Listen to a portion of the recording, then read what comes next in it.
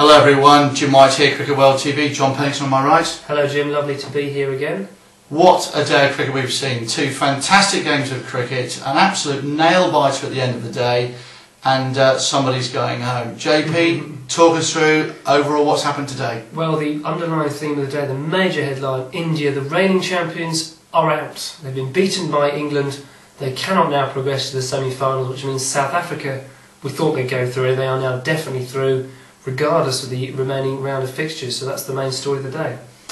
Of course, earlier in the day, Sri Lanka and Ireland had a bit of a battle, and it wasn't as easy to predict as we thought. Or well, should I say, there was a decent start by Ireland. There was. I mean, you said the second game of the day was a nail-biter. The first game almost went down to the wires. You know, Sri Lanka, they chose to bat first. They made 144 for 9. They were in early trouble, lost a couple of big wickets. They were really rescued by one of the best innings of the tournament so far for me, by Mahela Jayawardene.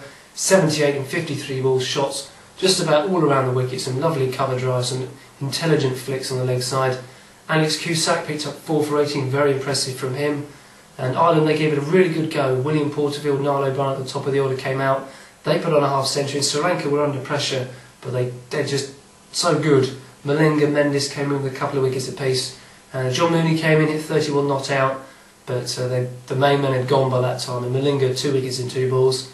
Ireland closed on 135 for 7 to lose by just 9 runs. Great effort from them. And the gutsy effort, of course, by Niall O'Brien, who once again fell on his bad ankle, had to have it strapped. Yeah, I think that really didn't help Ireland, because normally he scores if he's on form, he scores his runs very, very quickly. But his runs, obviously, wasn't taking quick singles, and he scored his runs at less than a run of the ball, and it just sort of pegged Ireland back a little bit. So a shame for them, because he's a class player, but he was just held back by his injury.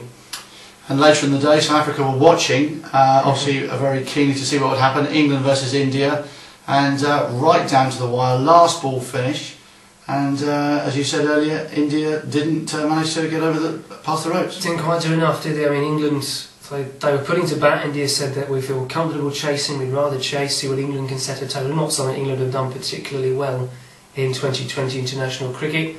They went okay this time, 153 for 7 KP. Kevin Peterson 46, Ravi Bopara 37. Harbhajan Singh quite impressive, took 3 for 30s. England just began to slightly lose their way towards the end of their innings.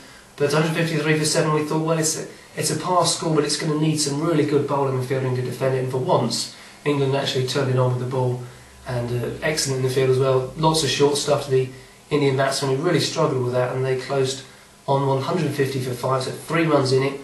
Their Yusuf Pathan unbeaten on 33 at the end. Mahendra Singh Dhoni 39. Both of them scoring well above run of ball, hitting the ball hard, clearing the boundary. They were just left with too much to do. As Ryan Sidebottom back in the side, he took 2 wickets, and so did Graham Swan, including the key wicket of Yuvraj Singh. I really pumped up England there, and I would say that the key wicket of Yuvraj Singh, brilliantly stumped by James Foster. Is that a turning point for England?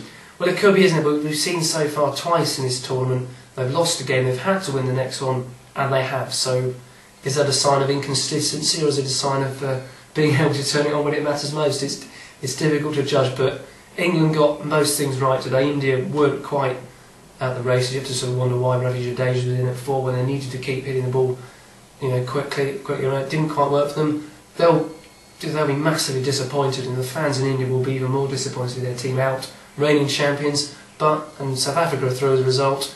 There'll be a new name on the 2009 ICC World 2020 trophy.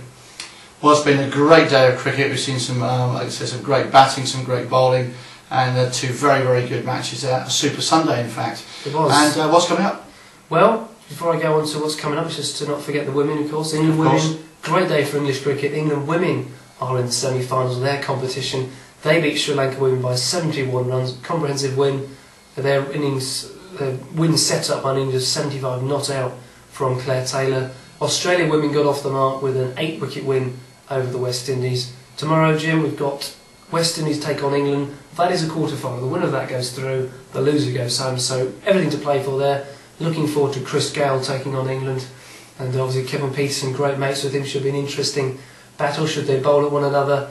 And Ireland against Pakistan. Pakistan, if they win that, they'll be through. Ireland, there's a freak set of results, they could still qualify, but it's unlikely. But it could be another good game. And in the women's tournament, New Zealand plays South Africa and India take on Sri Lanka. Fantastic. Well, thanks for your comments there, John. It's been a very busy day for everyone.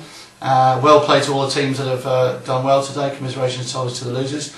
There is more cricket to come on with us and our reports here, so we look forward to seeing you then. Thank you very much for joining Cricket World TV. Thank you.